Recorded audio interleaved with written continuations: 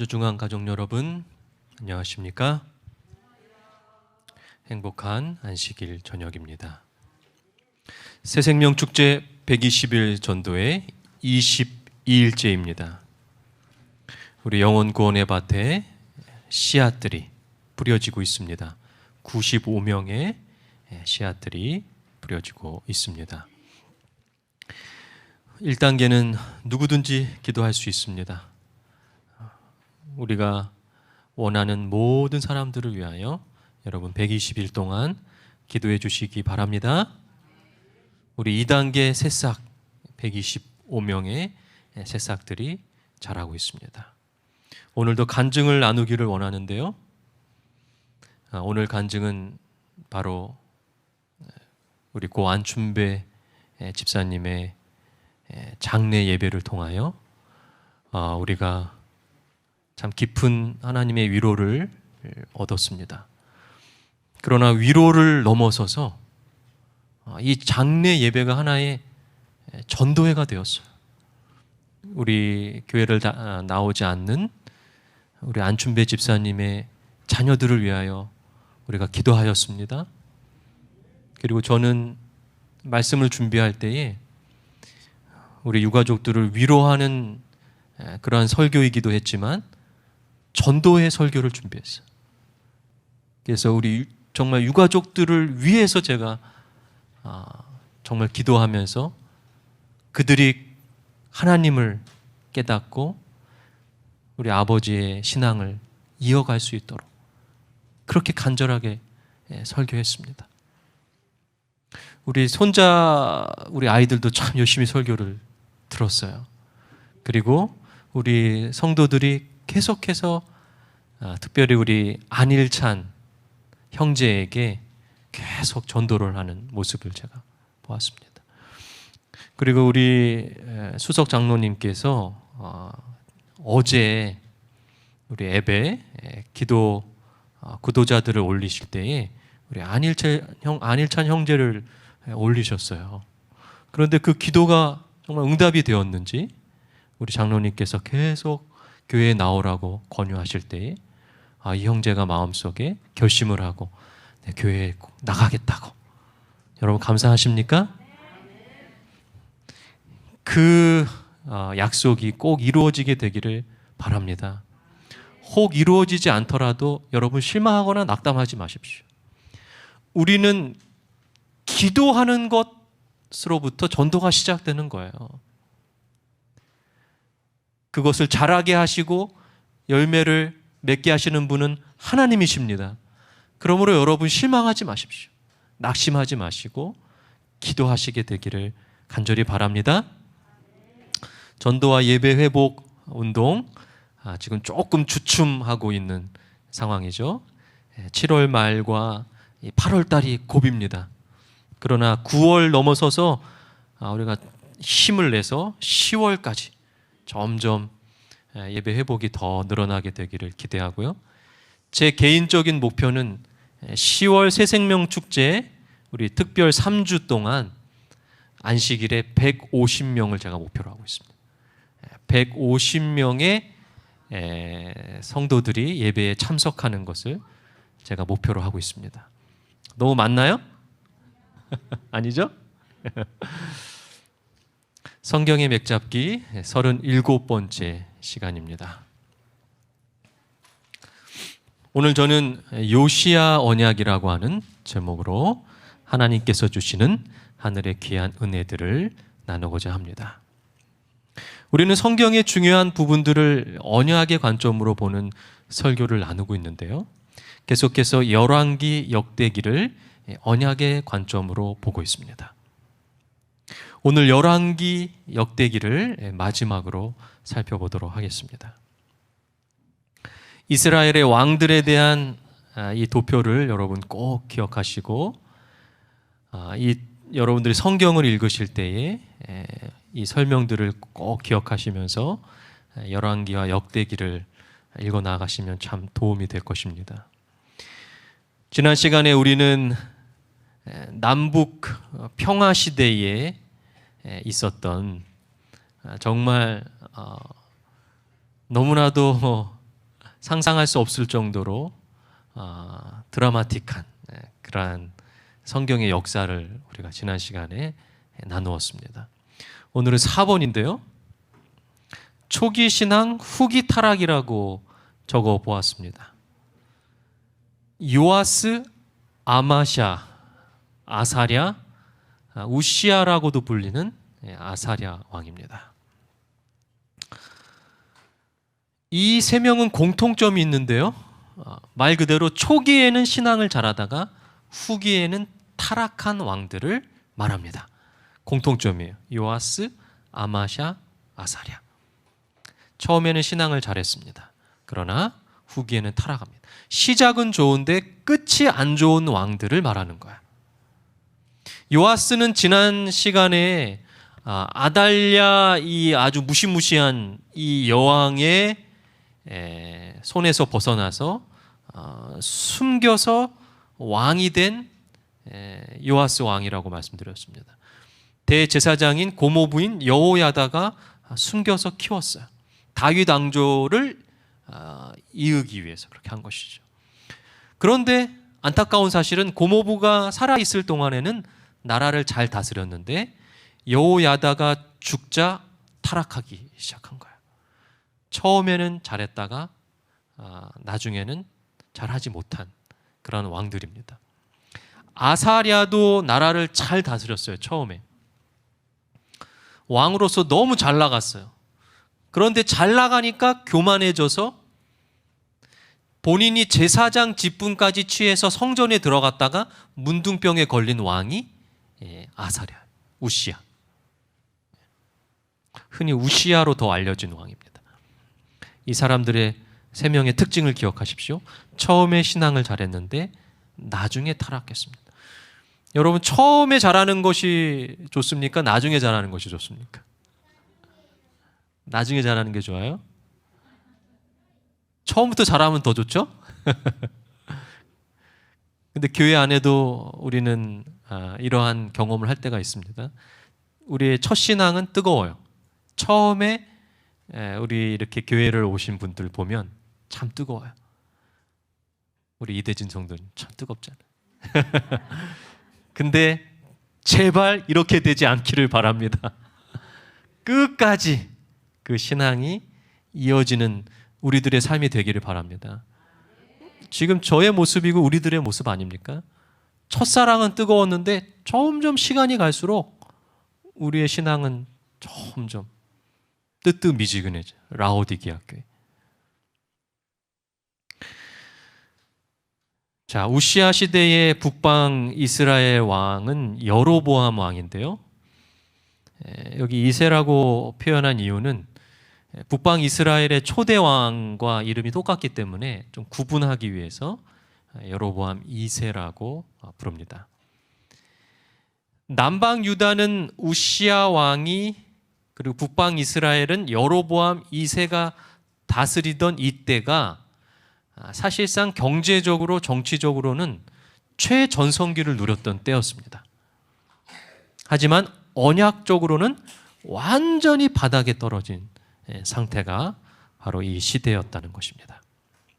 자, 5번으로 한번 가보겠습니다. 부친과 반대로 한 길. 이런 특징을 가지고 있습니다. 요담, 아하스, 히스기야. 이 사람들은 앞에 세 왕하고는 달리 끝까지 한 길을 가는 사람이에요. 변함없이. 그런데 특징이 부친하고는 반대로 끝까지 가는 사람들이에요. 요담 왕의 아버지는 우시아였죠. 끝이 안 좋았잖아요. 그런데 요담은 그 반대로 선한 왕으로 살아갔어요. 아버지와 반대로 요담은 선한 길로 살아갑니다. 그런데 요담의 아들 아하스는 그 반대로 악한 길로 평생 살았어요. 참 재밌죠? 그런데 또 아하스의 아들 히스기야는 반면에 아버지에 따라서 악한 길로 갔던 것이 아니라 선한 길로 살아간 왕이 된 것입니다. 한 길을 가되 아버지와 반대로 가는 왕들의 특징이 바로 이 다섯 번째 왕들입니다. 특별히 아하스 왕은 타락한 왕이었지만 과학에는 굉장히 조예가 깊었어요. 아주 똑똑한 왕이었습니다. 그러므로 지혜가 있고 지식이 있다고 해서 다 선한 것은 아닙니다. 언약이 중요한 거, 언약에 신실한 것이 중요한 거예요. 열왕기하 20장 11절에 보면 아하스의 일령표라고 하는 말이 나올 정도로 아하스 왕은 해시계를 개발할 수 있을 정도로 굉장히 똑똑하고 지혜가 있었던 왕이었습니다. 하지만 신앙적으로 봤을 때에는 타락할 수밖에 없었던 그런, 우리가 어떤 것이 더 중요합니까? 가정교육이 중요하고요, 유전이 중요한 것은 사실인데요, 성경은 우리들에게 희망을 주는 것이 악한 아버지 밑에서도 선한 왕이 나올 수 있다.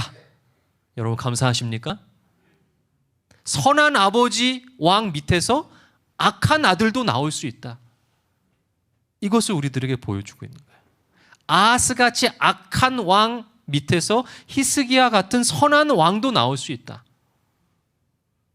여러분, 우리는 분명히 환경의 영향을 받고 부모의 영향을 가장 많이 받는 연약한 인간일 수 있습니다. 그러나 하나님을, 언약에 신실한 백성들은 부모의 영향과 환경을 뛰어넘어 하나님께 신실하게 살아갈 수 있음을 기억하게 되시기를 간절히 바랍니다. 히스기야 같이 선한 왕 밑에서 누가 태어났냐면요, 므낫세가 태어납니다. 므낫세는 이스라엘의 왕들 가운데 악하기로 소문난 왕이에요. 참 이상하죠? 그래서 이 여섯 번째는요, 교만과 겸손입니다. 교만과 겸손.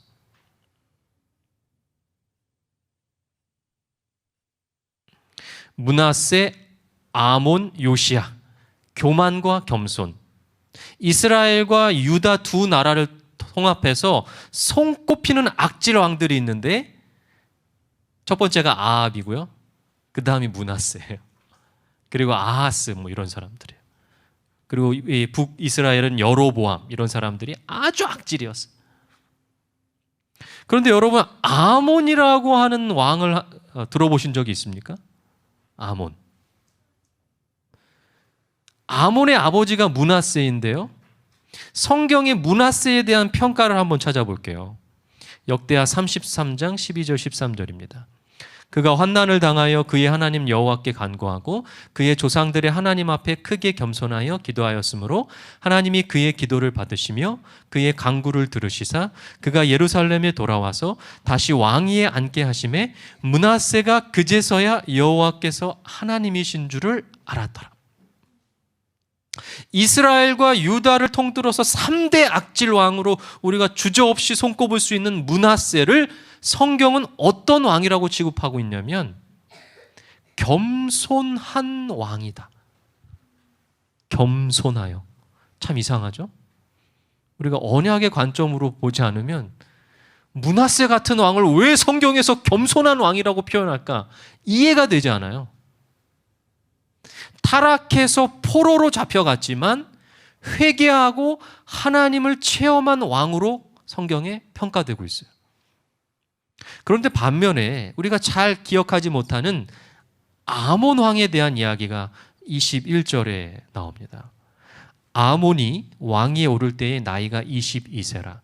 예루살렘에서 2년 동안 다스리며 그의 아버지 므낫세의 행함같이 여호와 보시기에 악을 행하여 아몬이 그의 아버지 므낫세가 만든 아로새긴 모든 우상에게 제사하여 섬겼으며 이 아몬이 그의 아버지 므낫세가 스스로 겸손함같이 여호와 앞에서 스스로 겸손하지 아니하고 더욱 범죄하더니 그의 신하가 반역하여 왕을 궁중에서 죽이매 백성들이 아몬 왕을 반역한 사람들을 다 죽이고.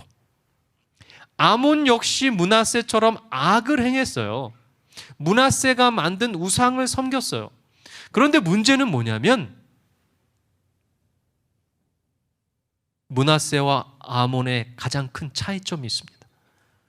므낫세는 성경에 겸손했다라고 기록하지만 아몬은 겸손하지 않았다라고 기록합니다. 겸손하지 않았다. 더욱 죄를 지었다. 그것을 교만이라고 합니다. 교만한 거야. 결국 신하들이 반역을 일으켜서 신하들 손에 죽게 되는 운명을 맞게 됩니다. 교만과 겸손의 왕들이에요. 성경이 말하는 의인과 악인은 아주 단순합니다. 솔로몬과 같은 지혜 있는 왕도 죄를 범하는 순간, 하나님을 떠나는 순간 그는 교만한 왕이 되는 거예요. 교만이 그의 마음을 사로잡아 하나님의 언약에서 떠나게 하는 거예요. 그러한 솔로몬은 아합이나 므낫세와 같은 악질 왕들과 똑같아요. 다를 바가 없는 거예요. 그러나 아합이나 므낫세 같은 악질 왕들도, 특별히 므낫세 같은 경우에 죄를 깨닫고 돌아오는 순간 성경은 그 사람을 겸손한 사람이라고 취급해 주는 거예요. 오히려 아몬 같은 사람을 회개하라고 외쳐도 끝까지 버티는 이 사람을 교만한 사람이라고 성경은 평가하고 있는 거예요. 므낫세가 사실 아몬보다 훨씬 악한 사람이었어요. 그러나 성경은 므낫세를 겸손하다고 말하고 있습니다. 그래서 성경에서 말하는 교만과 겸손은 무엇입니까? 교만은요, 자기 스스로 자기 의를 이루어서 구원 얻으려고 하는 사람들이 교만한 거예요. 반면에 겸손한 사람들은 뭐예요? 자기의 죄를 깨닫고 하나님께 기도하고 하나님께 굴복하는 사람, 회개하는 사람이 바로 성경이 말하는 겸손한 사람이라는 것입니다. 오늘 이 시간 여러분 진정한 겸손의 사람이 되어주시기를 간절히 바랍니다. 자, 이제 마지막입니다. 마지막은요, 공통점이 포로로 잡혀갔던 왕들이에요. 여호아하스, 그리고 여호야김이 먼저죠. 여호야김, 이게 굉장히 헷갈립니다. 이 두 사람이. 김이 먼저예요. 여호야김, 그 다음에 여호야긴, 그리고 시드기야. 이 네 왕은 다 포로로 이방 나라에 잡혀간 왕들이에요. 여호아하스는 애굽의 포로로 잡혀갔고요. 나머지 세 명의 왕은 바벨론의 포로로 잡혀갑니다. 왕들이 이방 나라의 포로로 잡혀갔다라고 하는 이야기는 신명기 28장의 언약으로 봤을 때에는 언약의 저주의 마지막까지 왔다라고 볼 수 있는 거예요. 나라가 이제 멸망에 가까웠다는 것이죠. 이 왕들의 이야기를 제가 마지막으로 살펴보면서 우리가 한 가지 주목해야 될 부분이 있습니다. 히브리인들에게, 유대인들에게 삶의 방식 못지않게 죽음도 굉장히 중요했어요. 오늘 우리는 사랑하는 고 안춘배 집사님의 장례 예배를 드렸습니다. 유대인들에게 있어서는 특별히 죽음이 굉장히 중요한 것입니다.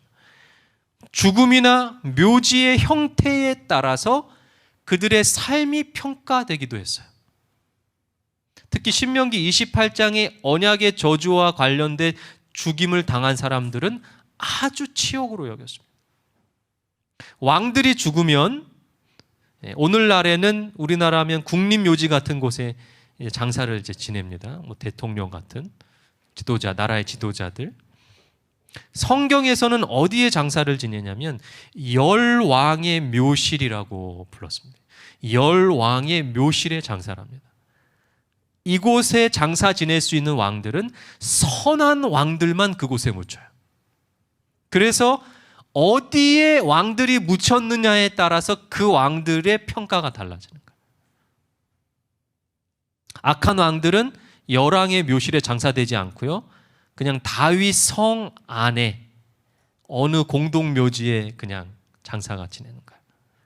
더 악한 왕들은 아예 성 밖에다가 장사를 지냈어요. 죽거나 새와 들짐승의 밥이 되기도 했어요. 완전히 다르죠. 죽음의 장소에 따라서 이 왕들의 평가가 완전히 달라지는 것입니다.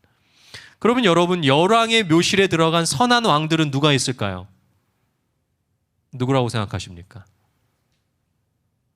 여호사밧, 히스기야, 요시야, 이런 왕들이 바로 열왕의 묘실에 장사가 지내진 아주 선한 왕들입니다.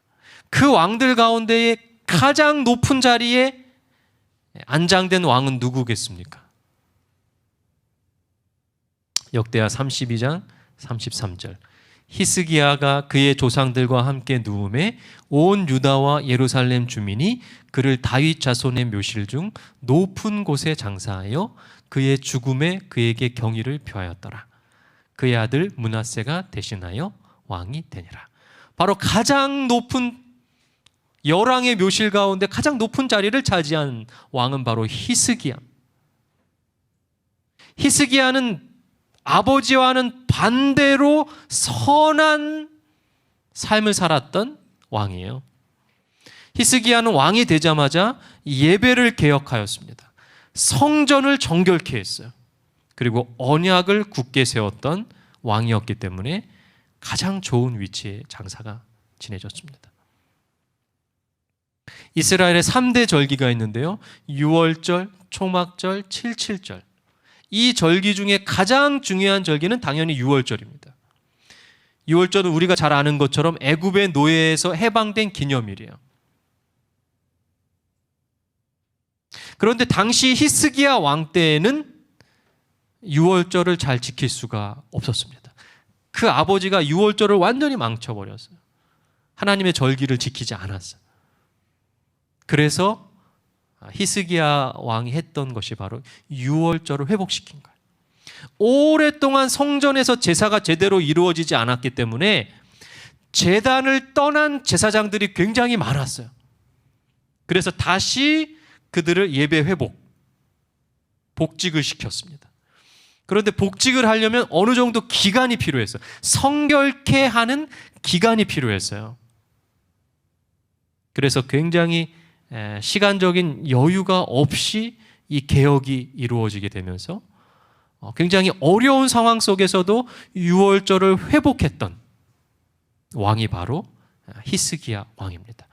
역대하 30장 21절 예루살렘에 모인 이스라엘 자손이 크게 즐거워하며 7일 동안 무교절을 지켰고 레위 사람들과 제사장들은 날마다 여호와를 칭송하며 큰 소리 타는 악기를 울려 여호와를 찬양하였으며. 북방 이스라엘, 남방 유다 포함해서 모든 사람들이 유월절을 지키기 위하여 성전에 모이는 대예배 회복이 일어났어요. 완전히 유월절을 잊어버리고 살았어요, 북쪽 이스라엘 사람들은.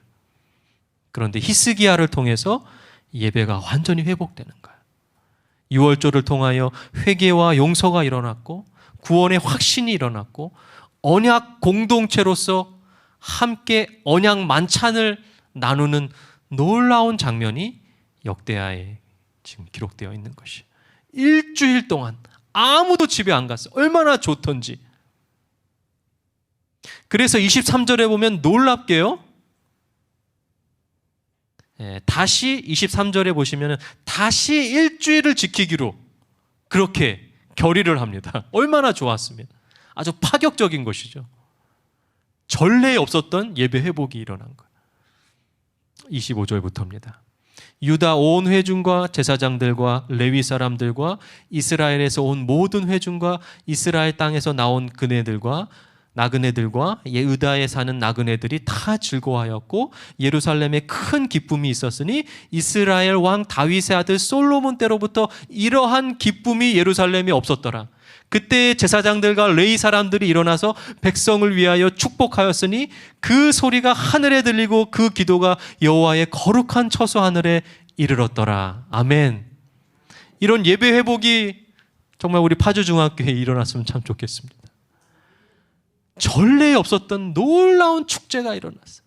히스기야 왕이 열왕의 묘실에 가장 높은 자리에 위치할 수 있었던 이유가 예배 회복이에요.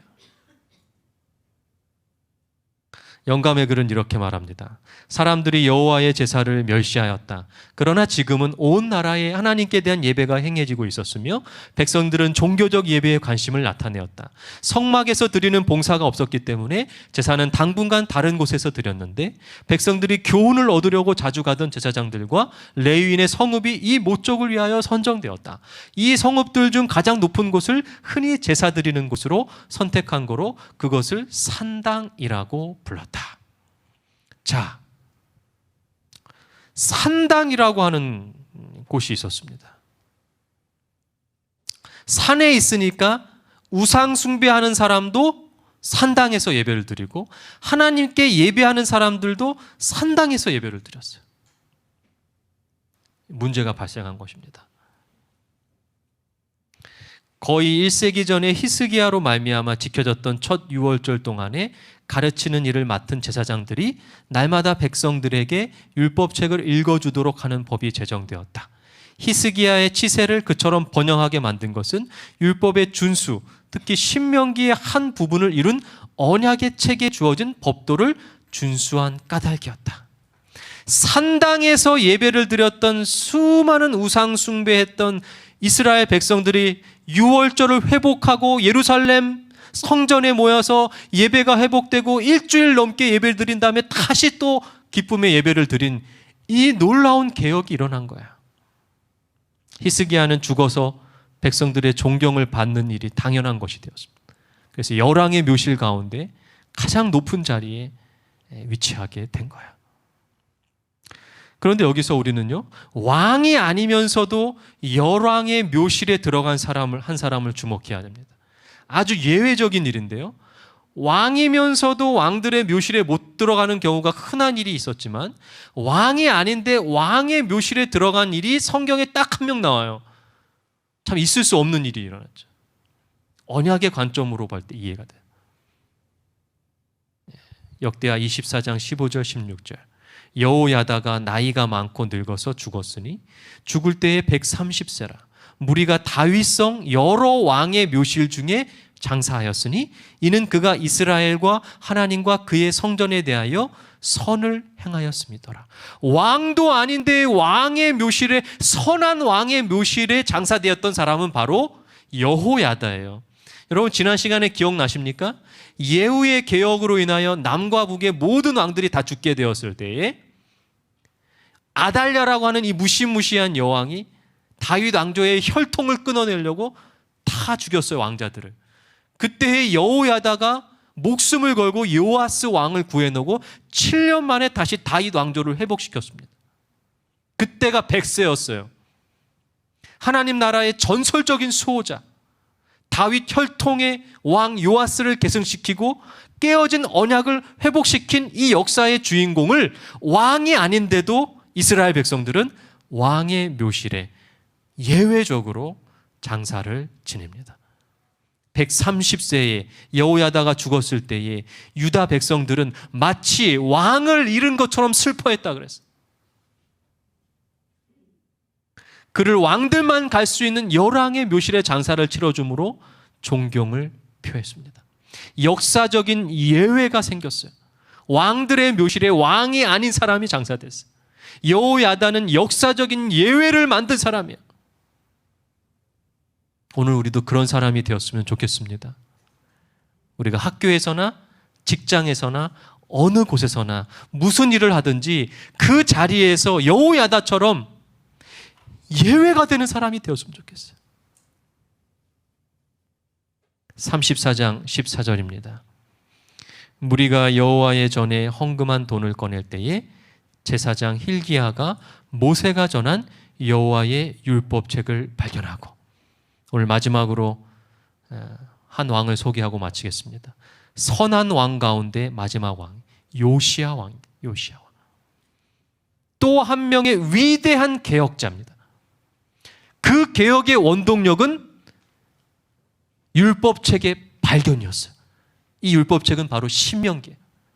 성전을 수리하는 과정에서 제사장 hil기야라고 하는 사람이 왕들이 버린 신명기 율법책을 발견한 거야. 그 율법책을 받아들인 이 요시야 왕이 어떻게 했는지 아십니까? 21절입니다. 서기관 사반이 또 왕에게 아뢰어 이르되 제사장 hil기야가 내게 책을 주더이다 하고 사반이 왕 앞에서 그것을 읽으매 왕이 율법의 말씀을 듣자 곧 자기 옷을 찢더라. 신명기의 언약을 듣는 순간 요시야 왕은 자기 옷을 찢었어요. 여러분, 신명기 읽으시면서 옷 찢으셨습니까?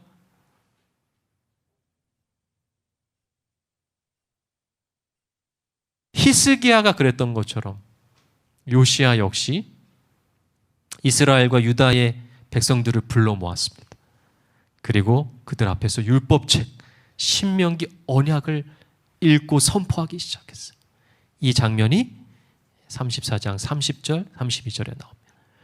여호와의 전에 올라가매 유다 모든 사람과 예루살렘 주민들과 제사장들과 레위 사람들과 모든 백성이 노소를 막론하고 다 함께 앉으라. 왕이 여호와의 전 안에서 발견한 언약책의 모든 말씀을 읽어 무리의 귀에 들려주고 왕이 자기 처소에 서서 여호와 앞에서 언약을 세우되 마음을 다하고 목숨을 다하여 여호와를 순종하고 그의 계명과 법도와 율례를 지켜 이 책에 기록된 언약의 말씀을 이루리라. 아멘. 오늘 이 시간 우리에게도 이런 삶의 개혁이 일어났으면 좋겠습니다. 그래서 요시야는 유다 역사에 남쪽 유다 역사에 전무후무한 완벽한 신명기 준수의 모델로 평가받고 있는 거예요. 요시야 왕은 비록 애굽과의 전쟁에서 죽게 됩니다. 그러나 백성들이 신하들이 그를 열왕의 묘실에 장사 지냅니다. 요시야와 같이 마음을 다하며 뜻을 다하며 힘을 다하여 모세의 모든 율법을 따라 여호와께로 돌이킨 왕은 요시야 전에도 없었고 후에도 그와 같은 자가 없었더라. 아멘. 우리도 이런 사람이 되면 얼마나 좋을까요? 신명기 정신의 회복이 곧 언약의 회복이고 개혁이고 부흥을 가져오는 원동력임을 여러분 기억하게 되시기를 바랍니다. 언약책인 신명기의 말씀이 우리의 옷을 찢고 우리의 마음을 찢는 책이 될 때에 우리 인생에 전무후무한 개혁이 일어날 것입니다. 언약의 말씀이 활처럼 우리들의 마음에 꽂힐 때, 그래서 하나님과 우리 사이에 언약이 다시 세워질 때 우리가 마음을 다하여 목숨을 다하여 여호와를 순종할 때에 우리의 삶에 놀라운 개혁이 일어나게 될 것입니다. 오늘 말씀을 요약합니다. 교만은요, 자기 스스로 자기 의를 이루어서 구원받으려고 하는 사람이 교만한 사람이에요. 자기의 죄를 깨닫고 하나님께 기도하며 하나님께 굴복하고 회개하는 사람이 겸손한 사람이에요. 언약의 관점으로 봤을 때 교만과 겸손은 그런 거예요.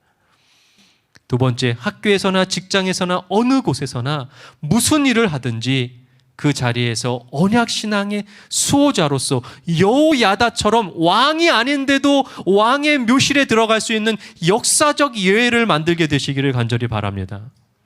신명기 정신이 회복이고 언약의 회복이 개혁이며 부흥을 가져오는 원동력임을 역사서는 반복해서 말하고 있음을 기억하게 되시기를 간절히 바랍니다. 오늘 말씀의 은혜를 나누도록 하겠습니다. 우리 세 분씩, 네 분씩 그룹을 만들어 주시기 바랍니다.